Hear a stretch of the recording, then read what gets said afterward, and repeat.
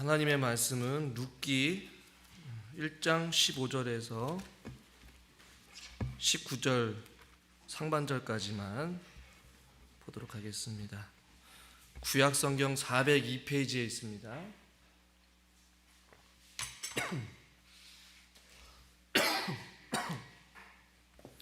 룻기 1장 15절에서 19절 상반절까지인데요. 우리 교독하겠습니다. 나오미가 또 이르되 보라 내 동서는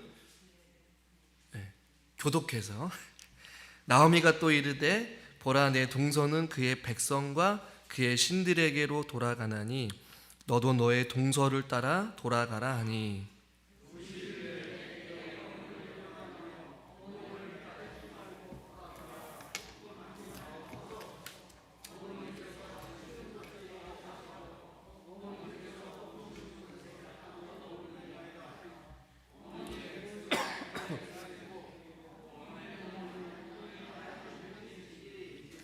어머니께서 죽으시는 곳에서 나도 죽어 거기 묻힐 것이라. 만일 내가 죽는 일 외에 어머니를 떠나면 여호와께서 내게 벌을 내리시고 더 내리시기를 원하나이다 하는지라.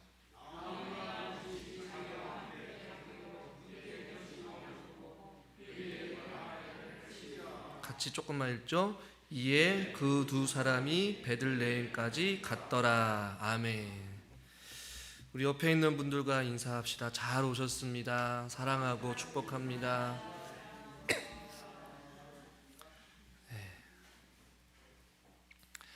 오늘 우리가 읽은 본문 드디어 룻기 말씀인데, 여러분 우리가 살아가다 보면 누군가 옆에서 내가 하지 못한 것을 하게 되면 도미노 현상처럼 나도 하고 싶을 때가 있어요.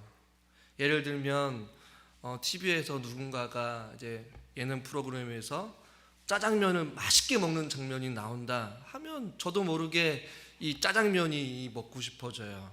그리고 또 누군가가 맛있는 고기를 먹는 장면이 보이면 또 생전 먹고 싶지 않았던 어떠한 독특한 음식이 또 동일하게 먹고 싶을 때가 종종 있어요.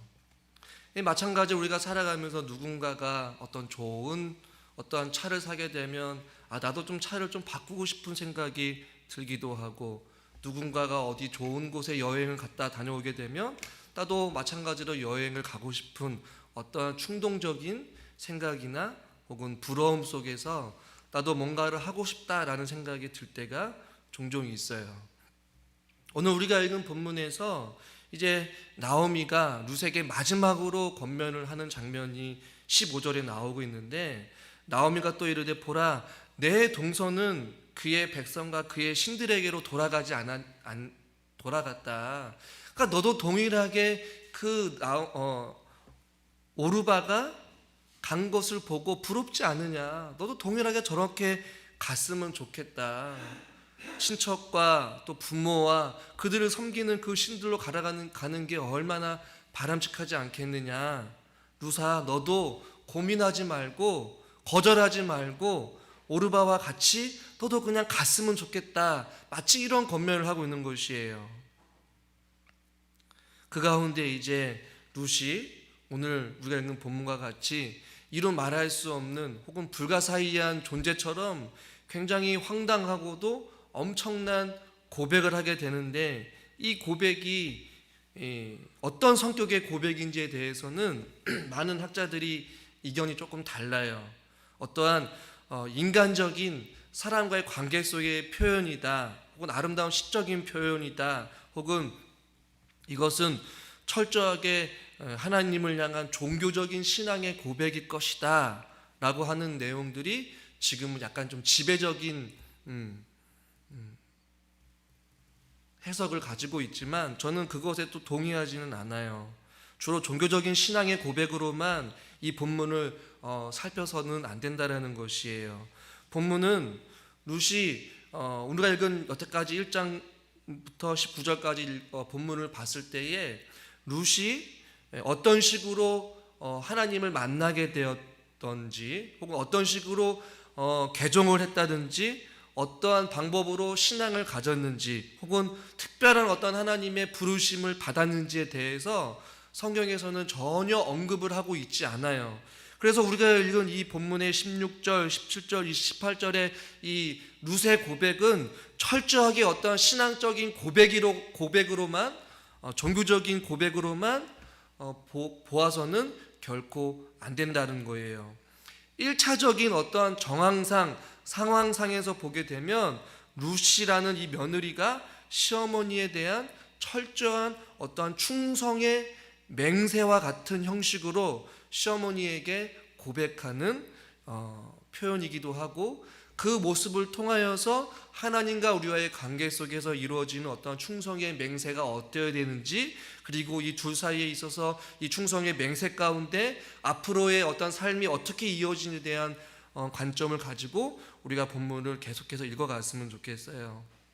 이 룻기라는 말씀을 여러분들이 설교 시간에 많이 들어보지 않았기 때문에 생소할 수도 있지만, 분명한 것은 전통적으로 이 우리가 읽은 이 본문의 고백이 룻의 어떠한 신앙의 고백이거나 하나님을 향한 철저한 고백이 아니라 1차적으로는 시어머니를 향한 충성의 맹세라는 것을 가지고 함께 말씀을 읽어갔으면 좋겠어요. 물론 이 룻의 고백이 종교적인 고백이 아니다라고 제가 부정하는 것은 아니에요.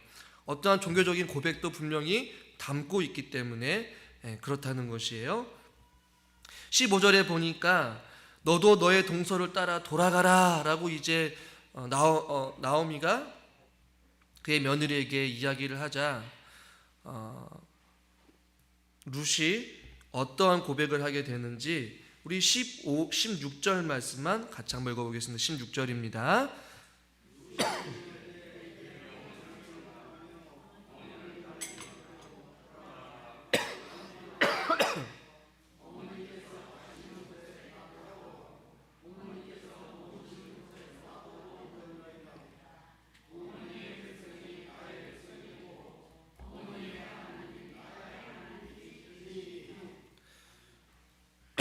나오미의 권면과 15절과 16절 사이에 아마 룻은 고민을 했을지도 모르겠어요. 먼저 떠난 그 오르바를 생각할 때에 오르바처럼 나도 가야 되나 라고 한편으로 부러워했을 수도 있었을 거예요. 아니, 전혀 그런 생각을 안 했었다 할지라도 제가 먼저 이야기를 했던 것처럼 누군가가 맛있는 음식을 먹게 되면 먹고 싶지 않다가도 갑자기 먹고 싶은 것과 같이 이 룻 역시도 오르바가 같이 함께 머물려고 했다가 결국에는 그의 고향으로 또 그의 살 길을 찾아서 갔던 그 오르바를 보면서 조금은 흔들렸을 수도 있어요. 부러웠을 수도 있어요. 혹은 갈등하고 고민하고 어떠한 나는 어떻게 해야 될지 아마 끊임없는 고민을 했을지도 모르겠어요. 나오미는 결국 룻에게 이 질문을 통하여서 어떤 것을 더 정확하게 물어보려고 했냐면, 너가 섬기는 백성과 너가 섬기는 그 신마저도 너는 버릴 수 있느냐라는 이런 질문이 15절에 숨겨져 있는 것이에요. 그의 시어머니에게 그의 백성과 그의 신들에게로 돌아가니 너도 그와 같이 동서를 따라서 그의 백성과 그의 신들에게로 가라. 조금 바꿔서 질문을 하면, 룻아, 너는 너가 함께 했던 그 동족 그리고 그 백성의 너희들이 섬기는 그 신마저 너는 버릴 수 있겠느냐? 아마 너는 버릴 수 없을 거야. 그냥 오르바와 같이 내 백성을 따라서 너의 부모님 곁으로 너가 편하게 섬길 수 있는 어떠한 신들에게로 돌아가라 라고 이야기하고 있는 것이에요. 서울에 있을 때에 저와 함께 섬겼던 어떤 선생님이, 주일학교 선생님이 계셨는데 이분은 좀 나이가 많이 있었어요. 그런데 갑자기 저한테 카톡으로 사진을 보냈는데 전혀 모르는, 밑도 끝도 없이 한 명의 아주 한 젊은 여성의 사진을 보내줬는데 한국 사람도 아니고 좀 동남아 쪽의 여성의 사진을 대뜸 보내준 것이었어요. 그리고 그 어떤 코멘트나 어떤 카톡의 내용도 없어서 제가 혹시 잘못 보냈나 싶어서 전화를 드렸더니 그분이 하는 얘기가 자기랑 결혼할 사람이라는 것이에요. 남자분이 40대 중반, 후반 정도 됐던 분이었는데 이제 국제 결혼을 하려고 베트남 여성이 자기가 아내 될 사람을 사진을 그냥 대뜸 저한테 보낸 것이었어요. 이제 그분이 결혼을 하고 아기를 낳고 어느 정도 시간이 지나서 있었는데 그 여성과 잠깐 몇 마디 대화를 나눌 시간이 있었어요. 한국어를 굉장히 좀 어눌하게 하기도 했지만 제가 그 당시에 세례를 담당하고 있어서 이분에게 좀 기본적인 세례 내용 말씀을 가르치고 또한 세례 받기 위해서 문답도 하면서 교육을 하고 있었는데 질문을 던져봤어요. 한국에 사는 것이 어떠냐, 언어 생활도 힘들고 또 남편과 또 한국 주변에 있는 사람들 아는 사람이 없으니까 굉장히 낯설기도 하고 힘이 든다라는 것이에요. 그러면 다시 베트남에 가고 싶은 생각은 없느냐? 가고 싶은 마음도 있지만 그래도 살아야 되지 않겠습니까? 뭐 이런 저런 이야기를 했어요. 얼굴에는 조금 그래도 나름 수심이 좀 가득하기도 하고 언어도 안 되고 낯선 땅에서 그냥 한 남자와 결혼을 해서 사는 것이 타국인들에게는 굉장히 어렵구나라는 생각을 하게 되었어요. 아마 이 룻의 생각도 비슷했을 것 같아요. 결단의 기로에 서 있었겠죠. 편안하게 고향 모압으로 들어가서 살아가는 것이 좋을 것인지 아니면 낯설고 물서른 그 유다를 택할 것인지, 모압 민족과 그들이 섬겼던 그노스 신을 섬기면서 그냥 익숙한 삶 가운데서 살아가는 게 좋을지 아니면 이스라엘의 민족과 그들이 섬기는 여호와를 섬길 것인지, 이런저런 어떠한 고민과 갈등이 룻에게도 있었을지 모르겠어요. 또 다른 것 하나, 룻이 결정을 할 때에 그가 고민할 수밖에 없었던 것은 무엇이었냐면, 오늘 성경엔 기록되어 있지 않지만 우리는 생각해 볼 수 있어요. 룻이 포기해야 될 상황이 무엇이었냐? 결혼할 가능성을 포기한 것이었어요. 그리고 경제적인 능력이 전혀 없었어요. 유대 땅에서 특별히 이방인이 자기를 어떻게 대할지는 전혀 미지수였다라는 얘기예요. 즉 룻은 고생길이 예정되어 있는, 이미 고생길을 걸어가고 있는 그 길을 선택할 것이냐, 아니면 오르바와 같이 그냥 고향 땅으로 돌아가서 편안하게 또 다른 살 길을 안전하게 찾아가야 되느냐, 이러한 어떤 갈림길에 있단 말이죠. 그 가운데 오늘 우리가 읽은 본문 16절에 보니까 어머니를 떠나며 어머니를 따르지 말고 돌아가라, 강건하지 마옵소서라고 이렇게 시작을 해요. 어머님, 이제 나로 하여금 가라고, 떠나가라고 말하지 말아주세요 라고 하면서 16절에 뭐라고 말씀하시냐면, 어머니께서 가시는 곳에 나도 가고 어머니께서 머무시는 곳에 나도 머물겠나이다 라고 이렇게 고백을 하게 돼요. 그래서 이 구절을 가지고 어떤 학자는 이런 이야기를 해요. 룻은 나오미를 공허한 미래로 혼자 가게 하고 싶지 않았던 것이다, 이렇게 표현을 하거든요. 그러니까 룻은 시어머니가 혼자서 텅텅 비어버린 인생 가운데에 혼자 불안한 미래로 혹은 어떠한 텅 빈 상태로 처절하게 살아가는 그 인생길 가운데 혼자 가게 두고 싶지 않았던 것이었어요. 그래서 어머님이 가시는 곳에 내가 가고 어머님이 머무시는 곳에 내가 머물겠다. 이 가는 것, 이 머무는 것을 성경에서 지금 계속해서 반복해서 이 구절에서 말씀하고 있어요. 어머님이 가시는 곳에 내가 어떻게 하고? 나도 가고, 어머니께서 머무시는 곳에 나도 어떻게 하겠다? 따라해보죠. 어머니께서 가시는 곳에 나도 가고, 어머니께서 머무시는 곳에 나도 머물겠습니다.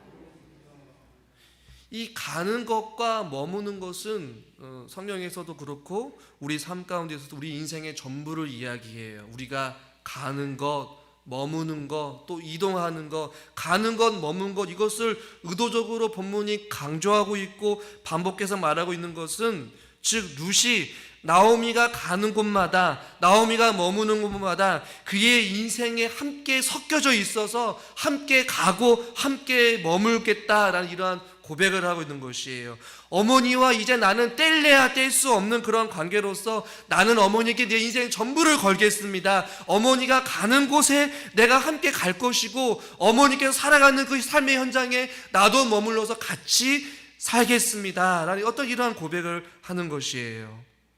결국 살아있는 동안에 어떤 사건이 일어나든지 어떤 상황에 처해 있든지 어디로 가든지 어디에 머물든지 나는 어머니와 함께 하겠다라는 어떤 충성을 선언하고 맹세하고 있는 장면이라는 것이에요.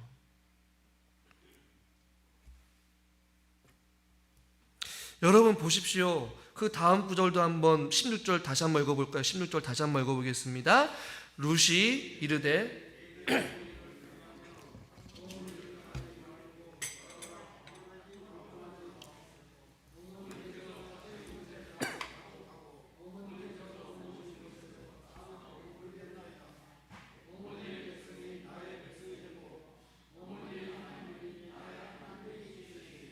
17절도 같이 한번 읽겠습니다.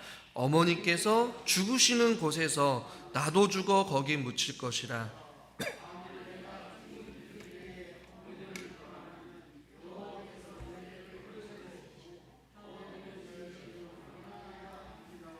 이 엄청난 고백을 지금 룻이 하고 있어요. 어머니의 백성이 나의 백성이 될 것이고 어머니 하나님이 나의 하나님이 될 것이다. 여기서 갑작스럽게 이제 어머니 하나님이 이제는 나의 하나님이 될 것이다 라는 이 룻의 고백을 하게 돼요. 이것을 종교적인 고백이라고 볼 수도 있고, 또 어느 순간 룻이 어머니를 통하여서 어떤 상황이 되었든지 간에 하나님을, 그노스 신을 섬겼던 이방 여인이 이제는 그 하나님을 나의 하나님이 될 것이다 라고 지금 고백을 하고 있고, 심지어 죽음까지도 18절에 보니까 17절 끝부분에 보니까 어머님이 죽으시는 곳에 나도 죽어 거기 묻힐 것이라. 이 당시의 죽음을 이야기할 때에 죽는 이후에는 자기 고국의 땅에 묻히는 것이 이 당시의 전통적인 문화인데, 지금 나오미는 룻은 그것까지도 포기하고 어머님한테 충성을 다짐하면서 그의 신앙까지도 어머니가 믿는 그 하나님이 이제는 나의 하나님이 될 것이다 라는 이러한 고백을 하게 된 것이었어요. 어떠한 이의 룻의 고백을 보면 어머님을 따를 만한 여러분 이유가 있습니까? 없습니까? 어머니가 앞길을 고향에 돌아갔을 때에 예를 들면 오늘날로 좀 현대적으로 재해석하면 고향 땅으로 돌아왔을 때에 광활한 땅이 있거나 든든한 어떠한 백이 있어서 살 집이 있거나 먹을 것이 있거나 어떤 재력이 있거나 차가 있거나 넓은 집이 있거나 탄탄한 어떤 친척들이 있거나 인생에 보장될 만한 것이 아무것도 없다라는 것이에요. 따라갈 이유도 없어요. 오르바처럼 현명한 선택을 해서 그냥 어머니를 두고 갈 수도 있어요. 그러나 지금 룻이 나오미를 향하여서 어머니가 가는 곳에 내가 가고 아버지가 머문 곳에 내가 머물겠다라는 특별한 이유는 우리는 그 어느 곳에서도 찾아볼 수 없다라는 것이에요. 심지어 그의 종교까지도 포기하면서 어머니의 백성이 나의 백성이 되고 어머니가 섬기는 그 하나님이 심지어 나의 하나님이 되겠다, 종교까지도 포기하게 돼요. 더 나아가서 그가 죽음까지도 내놓으면서까지 어머니가 죽는 이후에도 나는 어머니가 죽은 곳에 나도 같이 묻히겠습니다, 이러한 고백을 어떻게 할 수 있냐라는 것이에요. 여러분, 우리가 이 사랑이라고 이야기를 한다고 한다면 좋은 것만 생각하는 경향들이 있어요. 물론 맞아요. 여러분, 사랑이라는 단어만 생각해봐도 기쁘지 않습니까? 행복하지 않습니까? 마음에 어떤 만족감이 있지 않아요? 우리 옆에 있는 분들한테 인사해 봅시다. 주의 이름으로 사랑합니다, 축복합니다. 네. 듣기만 해도 괜히 좋잖아요. 누구나 사랑 이야기를 하게 되면 뭔가 기쁨이 넘치고 행복하기도 하고 만족하기도 해요. 뭔가 생각만 해도 웃음이 나죠. 이 사랑이라는 것은 부정적인 의미보다는 긍정적이고 또 누구나 같이 누리고 싶은 것이 바로 사랑이에요. 그러나 이것은 누구나 할 수 있는 사랑인데, 이 룻이 나오미를 향한 사랑은 바로 이 헤세드의 사랑, 하나님께서 자기 백성들을 사랑하신, 하나님께서 하나님이 선택하신 거룩한 백성들에게 베푸신 헤세드의 사랑이라고 표현할 수 있는데, 지금 룻이 이 사랑의 모습을 보여주고 있는 것이에요. 제가 앞서 말씀드렸듯이 나오미를 따라갈 만한, 나오미에게 자기 인생의 전부를 바칠 것만한 어떤 나오미를 위해 자기를 철저하게 포기하면서까지 할 만한 어떤 그 무엇이 없음에도 불구하고 지금 룻은 철저하게 자기 자신을 포기하고 있어요. 성경에서 말하는 사랑은 고린도전서 13장에 보면 몇 가지 예를 들면 사랑은 4절에 보니까 오래 참고 라고 말씀하고 있어요. 사랑은 오래 참는 거라고 표현하고 있고 5절에 보니까 자기의 유익을 구하지 아니한다. 이것이 사랑이라고 표현하고 있어요. 7절에 또 말씀하고 있어요. 모든 것을 참는 것이다. 지금 뭐예요? 사랑에는 수고로움이 있어야 돼요. 사랑에는 어떤 무거운 짐을 지듯이 참아야 되는 것도 있고 자기 유익을 구하는 것이 사랑이 아니에요. 나의 만족을 위해서 누군가를 사랑하는 것이 아니라 누군가를 사랑한다는 것은 애씀이 있고 오래 참음이 있고 자기 유익을 위하여서 구하지 아니하고 모든 것을 인내하며 수고롭게 책임을 지고 무게감을 가지고 상대방을 향하여서 자기 자신을 포기할 줄 알고 자기 자신을 희생할 줄 아는 그 사랑이 뒤따른다는 것이에요. 이것이 바로 성경에서 말하는 사랑인 것이고 이것이 바로 룻이 나오미를 사랑할 때에 말하는 사랑이라는 것이에요. 사랑할 이유가 없음에도 불구하고 철저하게 자기 자신을 포기하는 것이에요. 자기 인생을 내려놓는 것이에요. 수고로움을 뒤따르고 인생의 무거운 짐을 다 지면서까지 그 나오미의 텅 빈 인생을 함께 하기 위하여서 인내하고 참고 포기하고 수고롭게 그 책임을 가지고 자기 자신의 삶의 어떤 유익을 먼저 구하기보다는 나오미의 삶의 유익을 지금 구하고 있는 것이에요. 여러분, 이것이 바로 성경에서 말하는 사랑의 모습인 줄 여러분 믿으시길 바랍니다. 17절에 보니까 어머니께서 죽으신 곳에 나도 죽어 거기 묻힐 것이라. 만일 내가 죽는 일 외에 어머니를 떠나면 여호와께서 내게 벌을 내리시고, 이것을 다양한 번역본에 보면 진정으로 죽음만이 어머니와 나 사이를 갈라놓을 것입니다. 이 죽음을 불사르면서까지 지금 룻이 어머니를 향한 충성과 사랑과 헌신과 자기 포기를 하겠다라고 지금 선포하고 있는 것이에요. 혹은 맹세하고 있는 것이에요. 혹은 종교적으로 주님 앞에 신앙을 고백을 하듯이 지금 나오미에게 그렇게 약속하며 고백하고 있는 것이에요.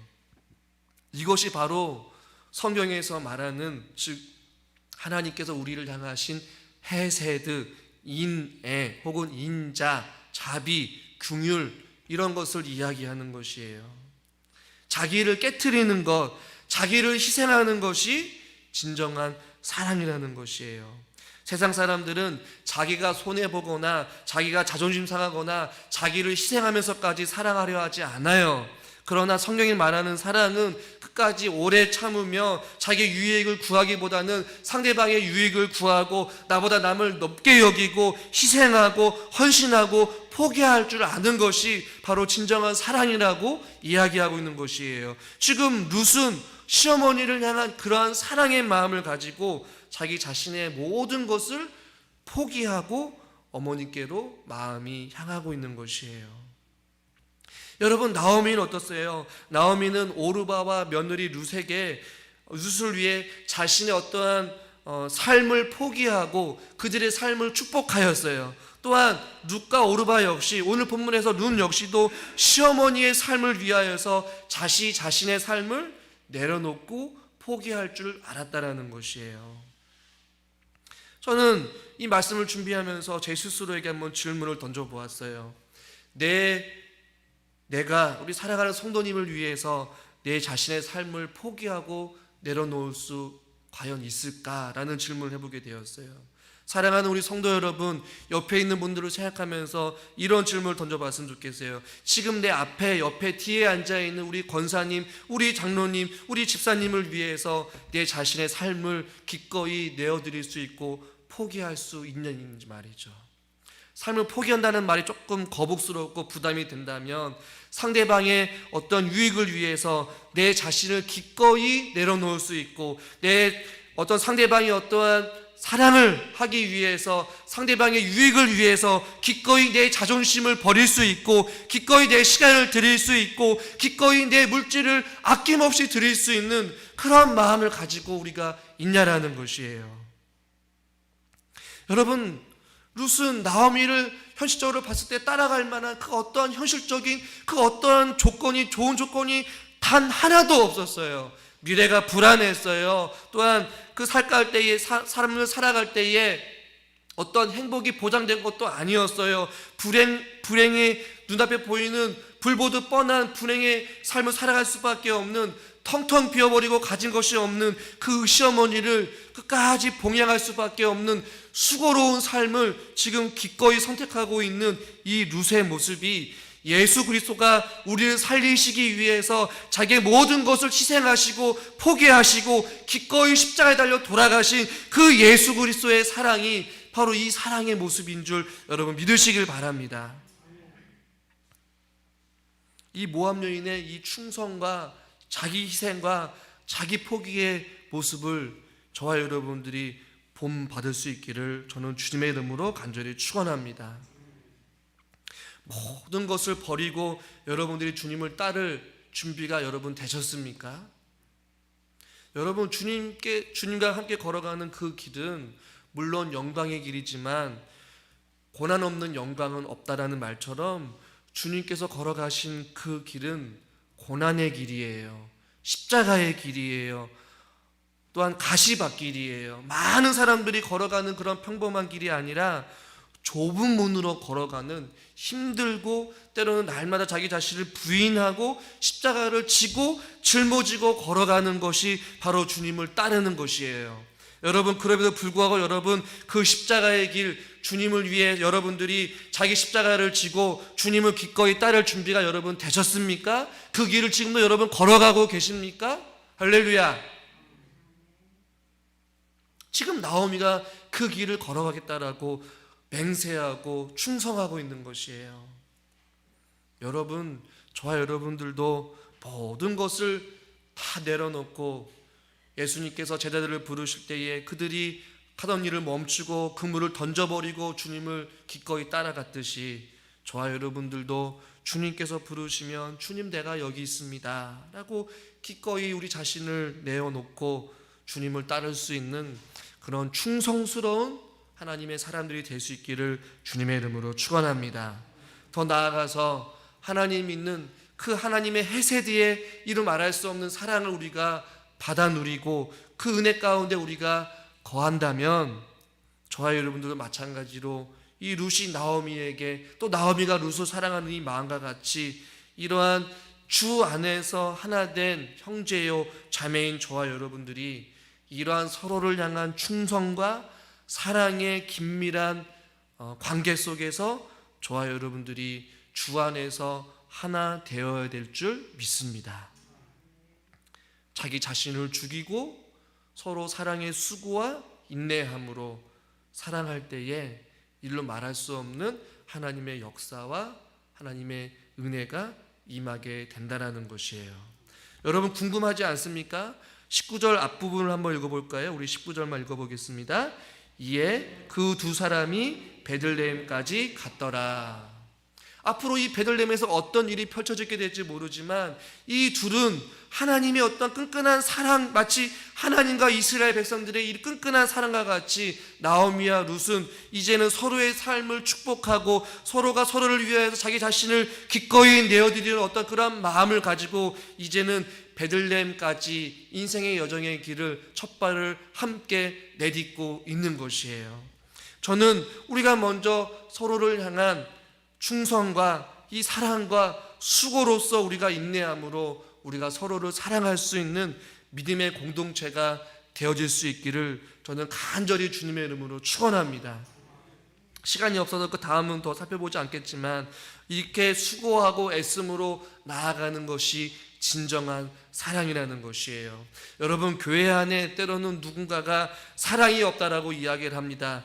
그런 것 같아요. 서로가 이기적인 사랑, 서로가 받으려고만 하는 사랑, 서로가 나보다 상대방이 먼저 다가오기를 원하고 상대방이 먼저 나를 섬기기를 원하고 상대방이 먼저 손 내밀려고 기다리는 그러한 사랑은 하나님께서 원하시고 하나님께서 보여주시고 하나님께서 가르쳐주신 그 십자가의 사랑이 결코 아니라는 것이에요. 십자가의 사랑은 그런 사랑이 아니라 십자가의 사랑은 예수님께서 먼저 우리를 살리시기 위하여서 먼저 십자가에 달려 돌아가시고 먼저 우리를 사랑해 주셨고 먼저 우리를 위하여서 제자들의 발을 씻기셨듯이 예수님께서 먼저 우리에게 손을 내밀어 주셔서 우리에게 지혜의 사랑을 알려주셨고 너희도 이와 같이 서로 사랑하라라고 말씀하셨다면 저와 여러분들이 먼저 남을 향하여서 사랑을 받기를 원하기보다는 우리가 먼저 상대방을 향하여서 주의 사랑으로 다가갈 수 있기를 바라요. 먼저 손 내밀기를 원해요. 먼저 숙이기를 원해요. 먼저 낮아지기를 원해요. 할렐루야. 아멘 좀 하세요. 사랑이 그거 아니겠어요? 사랑은 끊임없는 수고와 오래 참음, 나보다 상대방의 유익을 구하는 것이 성경은 진정한 사랑이라고 예수님께서 먼저 우리에게 십자가의 사랑을 통해서 보여주셨어요. 그 사랑을 저와 여러분들이 순종함으로 살아갈 수 있기를 주님의 이름으로 간절히 축원합니다. 기도하겠습니다. 하나님 아버지, 루시 시어머니를 향한 그 말할 수 없는 충성을 통하여서 하나님께서 우리를 향하신 헤세드의 그 사랑을 우리가 깊이 깨달아 알기를 원합니다. 하나님, 우리가 말할 수 없는 하나님의 사랑을 이 땅 가운데 살아가면서 풍성하게 누렸다면 그 사랑을 우리도 나눌 수 있는 자들이 되기를 원합니다. 주님께서 내가 너희를 사랑한 것과 같이 너희들도 서로 사랑하라고 말씀하여 주셨는데 우리가 누군가를 기다리기보다는 우리가 먼저 다가서게 해주시고 누군가가 먼저 손 내밀기보다는 우리가 먼저 손을 내밀기를 원하고 우리의 유익을 먼저 구하기보다는 상대방의 유익을 먼저 구하며 수고로이 우리가 끝까지 오래 참고 인내하며 상대방을 향한 서로를 향한 사랑의 섬김과 나눔과 희생이 우리 가운데 있기를 원합니다. 그래서 우리 교회 안에 사랑으로 충만한 공동체가 되기를 원하고 주의 사랑으로 하나 되는 교회가 되기를 원합니다. 주여 저희들을 주의 사랑으로 연합되게 하여 주시옵소서. 예수님의 이름으로 감사하며 기도드리옵나이다.